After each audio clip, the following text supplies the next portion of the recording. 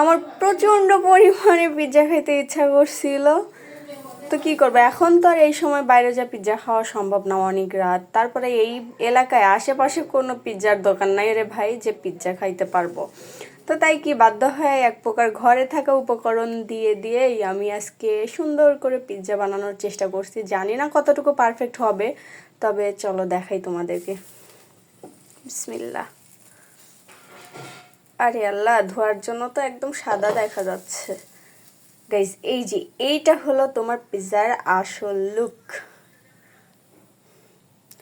চিজগুলো একদম মেল্ট হয়ে গেছে। এই যে দেখতে কিন্তু সুন্দরই লাগতেছে, খুব একটা খারাপ না। মানে প্রথম বানাইলাম আমি, তারপরে আবার তেমন কোনো মশলাপাতি ছাড়াই ঘরোয়া উপকরণ দিয়ে খাওয়ার পরে তোমাদেরকে জানাবো কেমন হয়েছে। হ্যাঁ।